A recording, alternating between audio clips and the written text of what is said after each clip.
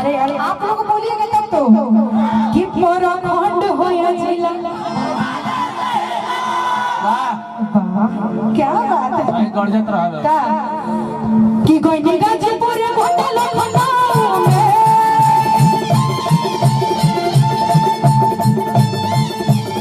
कि कोई गाजीपुर होटल बनाओ में राजा के घर का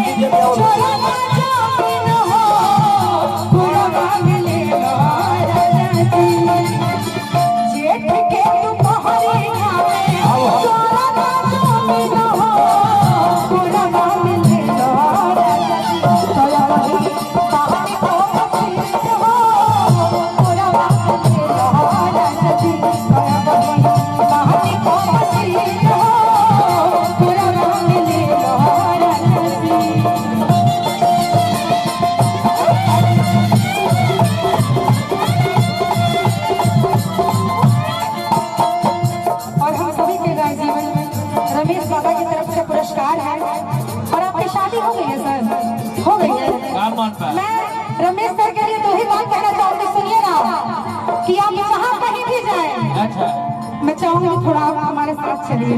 बहुत ही प्यारा शायरी है, आइए आइए सुनिएगा कि रमेश सर जहाँ कहीं भी जाएं इनका मंगल में हो जाए कि आप जहाँ कहीं भी जाएं आपका मंगल में हो।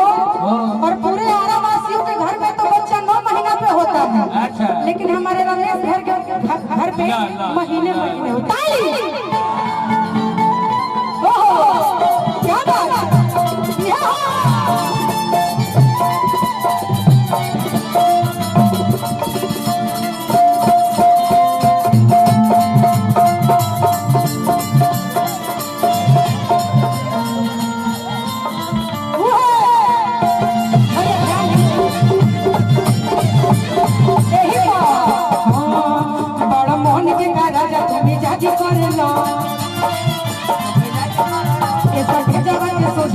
बाजी कर लो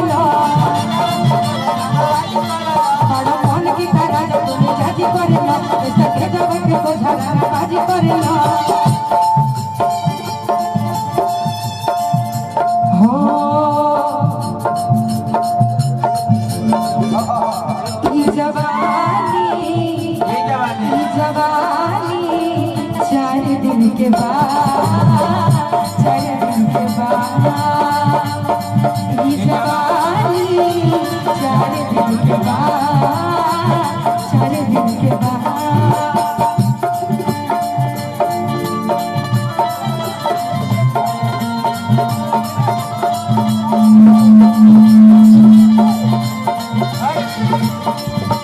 और इसी में बहुत ही प्यारा भाव है क्या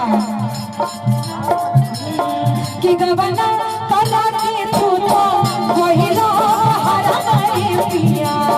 हेलो हमारी बाइक बनाओ यार, बाइक थोड़ी आउट फिर हेलो पहले गाते गाते भैया आवाज एकदम स्लो हो जाए, पहले साउंड का आवाज चाहिए। हेलो मॉनिटर में आवाज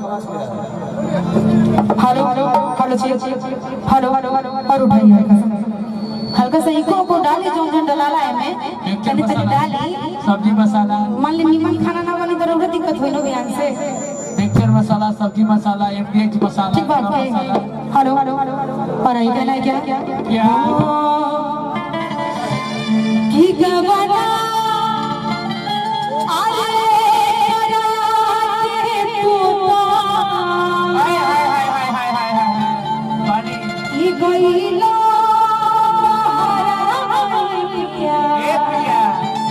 और मैं चाहूंगी आप सब पूरा झूम करके नाचें, ठीक है? का कि गबना करा के तू गईलो हरैया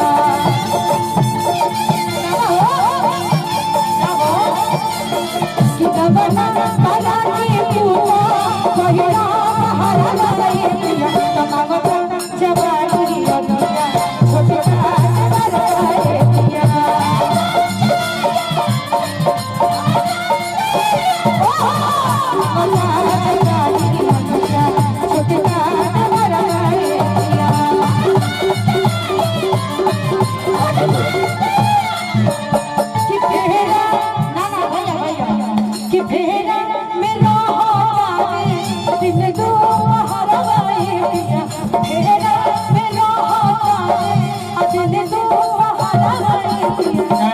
मेरा बहुत ही पसंदीदा है। कौन सा? आप लोग वो करिए, ये जाना तारे बढ़िया से। वो तो तार पूरा एक अगला लग जी तो पूरा नहीं माने का कॉले बोलो जन करब हम। हां जन करब कॉले है ना जी। हां जी आप ही लोग बुलाए हैं ना। हां अब कि फेरा उठाई भैया मेरो से सोझा सजी रहल ई दिल तू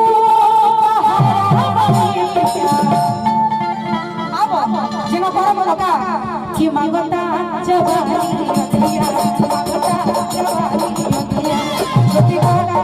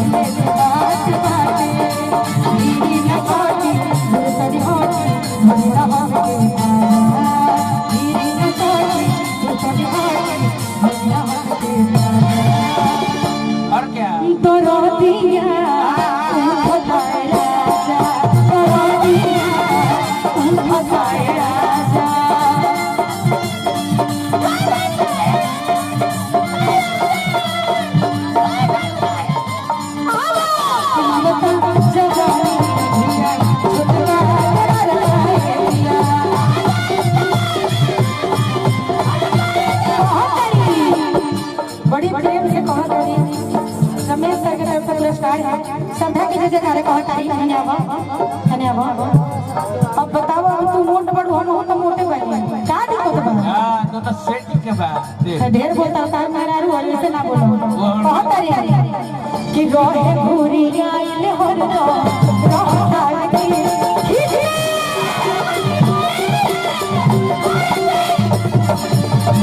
को दे लाल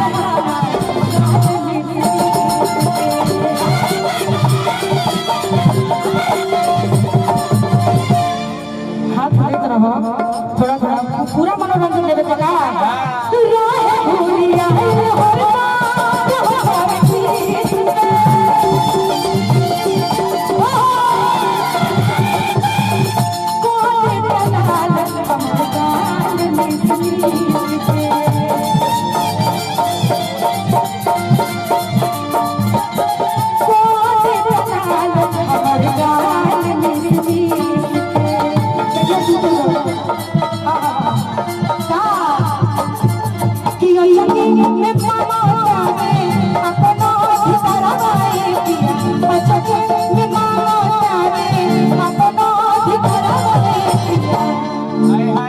वही देवर है क्या?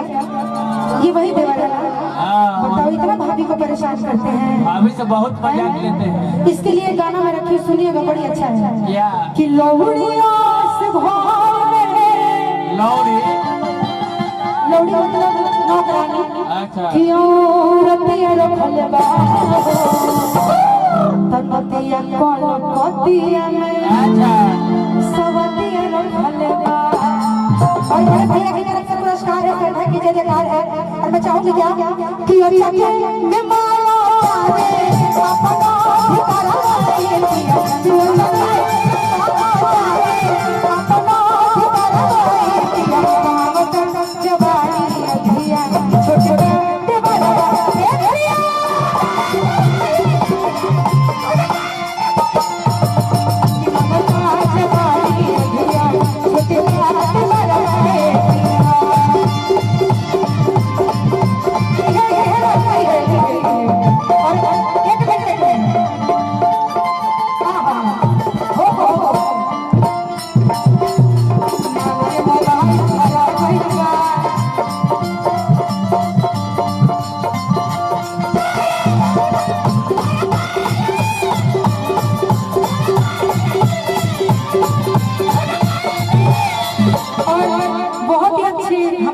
और आर्मी के जवान हमारे मोनू सिंह जी की तरफ से पुरस्कार है। मोनू जी कहाँ हैं आप?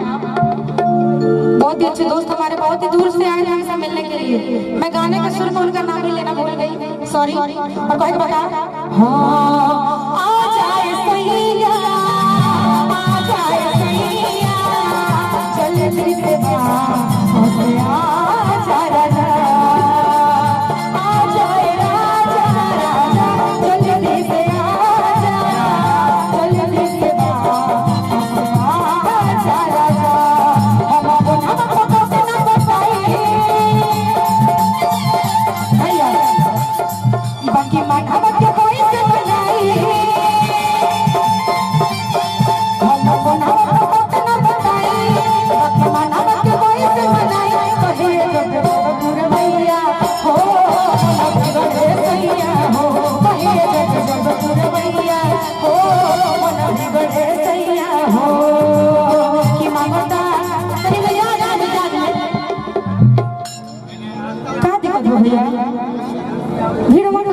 हेलो, क्या दिक्कत हो रहा है बजाने में?